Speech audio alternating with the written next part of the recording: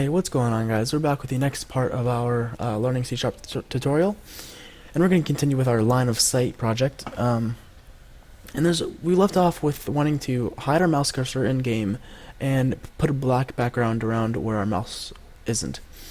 And there's a few ways we can do that. Obviously, there's one where you can change the default cursor, and we can just slap on a blank texture, like a all alpha texture.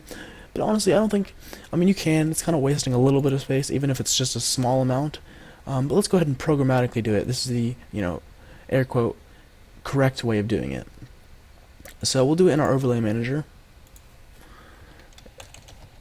And we'll do on our update function. And we'll do screen.lock cursor equals true.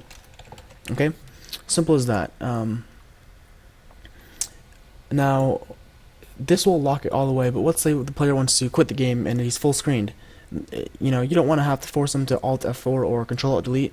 So what we're gonna do is down here we'll do if input dot get key down, and then we'll do keycode dot escape. Then we'll do a screen dot lock cursor equals false. Now hopefully you guys caught this by now, but if not, you'll notice there's a flaw in this logic here, because update is called every single frame. So if we press the escape key, the mouse will show up for a single frame, then next frame it will be locked again.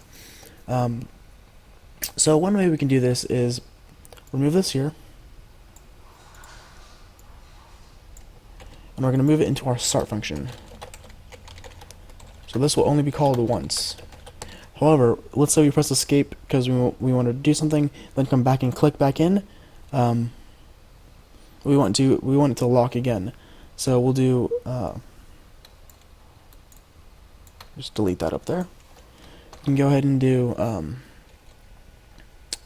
if input dot get mouse button down 0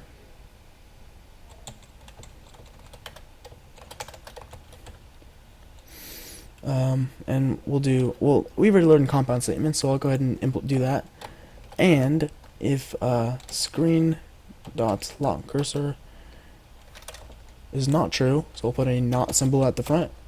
So if we click and the screen is not locked, we'll do screen dot lock cursor equals true. Okay, let's go ahead and hit save and test this out real quick.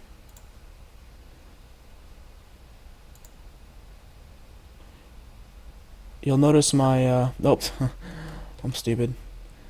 I forgot that the lock cursor actually locks it in place, and now we can't move it, as opposed to just hiding it. I don't know why I kept saying lock cursor. It's a simple fix. All we have to do is change our lock cursor to show cursor.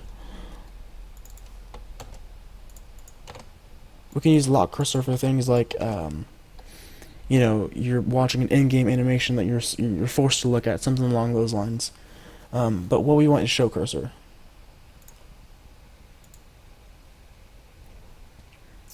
And obviously it's not working in the editor. I'm pretty sure it'll work in a build version.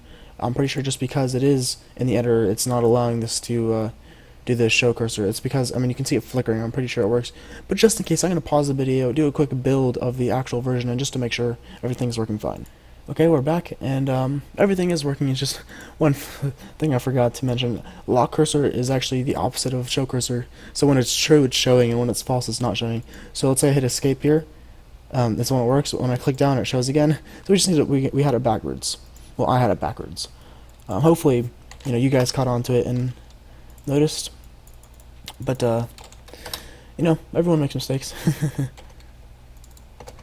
And you'll notice this is a standalone. It was just because it was quicker to build, but I'm actually planning on making a web player version for this game. And in fact, right now we're just going to go ahead and switch the platform. I think it'd be cool to make a really a small, in actual size on disk game of a web player. So it'll be a simple game like that. You know how Flash player games are sort of like that. We can make our own kind of simple 2D game in that way. So the next thing we want to do is make the area around where our overlay is black. So there's a few ways of doing this. I think the way I want to go ahead and tackle this is go ahead and do some more draw textures, and then just draw them all in the areas where our mouse is not. So what we can do is do public texture 2D, and we'll call this black. Excuse me. And then on our onGUI function, what we can do is we can do a GUI dot draw. Whoops. Draw texture. Get mouse rect. We're going to change this up in a little bit. Black. And then I'm just going to copy the rest of this so we don't have to retype it. Now, we don't want to drop it on top of our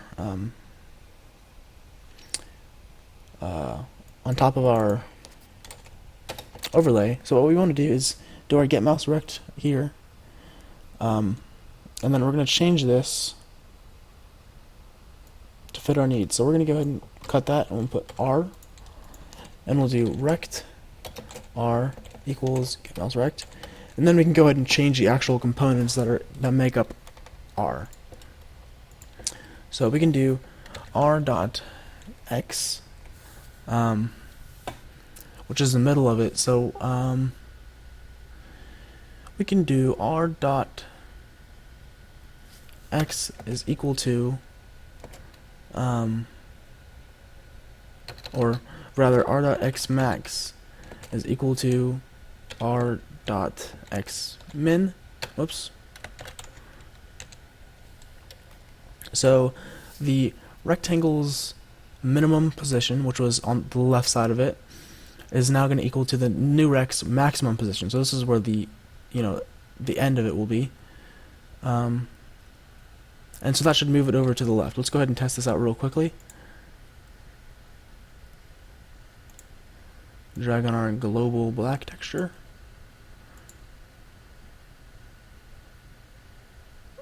And let me go ahead and, well, we'll keep it like that for now.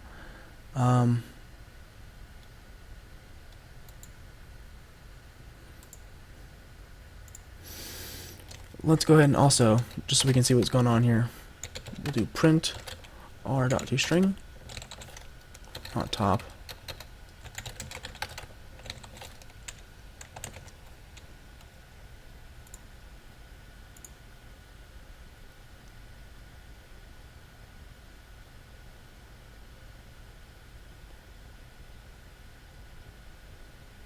Okay, you'll notice if you look in the bottom left, it says this width is 0, and that's not what we want. So, and that's because we're setting the max position, but we're not changing any of the other ones. So we'll do r dot x min equals r dot x max, or not min, max minus overlay dot width divided by 2f.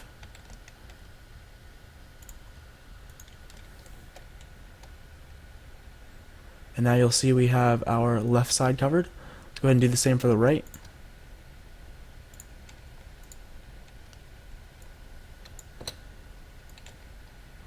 I'm just going to go ahead and copy this right here. And we can change our R. We'll do R dot X max equals get mouse rect dot X, or dot X max, and I'm going to change this to our min actually.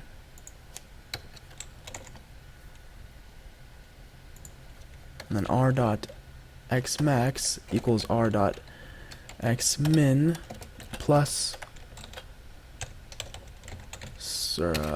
not screen, dot width divided by 2. Go ahead and save. And it's a good practice to, every time you make some changes like this, it's a good practice to make sure it works in game, because if not, then you can implement the same logic over and over again and then realize it doesn't work, and you have to change it, and everything you changed, which usually isn't something you'd like to go through. And I speak from experience on that. So now we need the top and bottom. So let's go ahead, and I'm going to just copy and paste those guys in there. And we're going to do r equals get mouse rect. I'm just going to default it back here. We'll do r dot y max equals r dot y max plus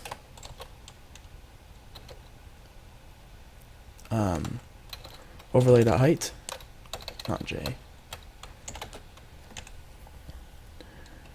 Then we can do r dot y min equals r dot y max. I'm going to move that above it first.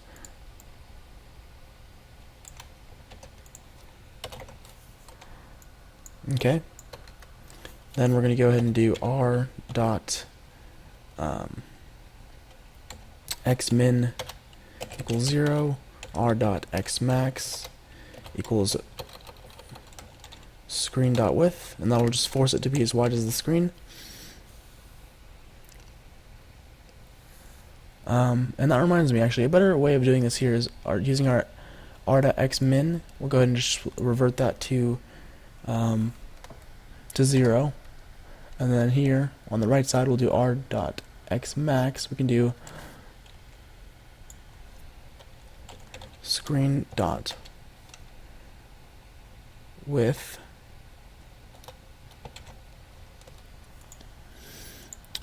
so it's as wide as the screen, and then we'll go ahead, and that's what we want for this one. Now let's change the y values here. We'll do r dot y min equals 0, r dot y max equals r get mouse rect dot y min.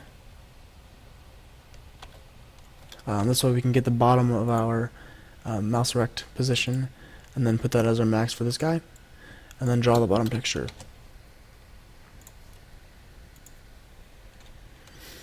Okay, so now we've got a left, a right, a top, and a bottom, and now we've got our scope working the way we want it to. There you go.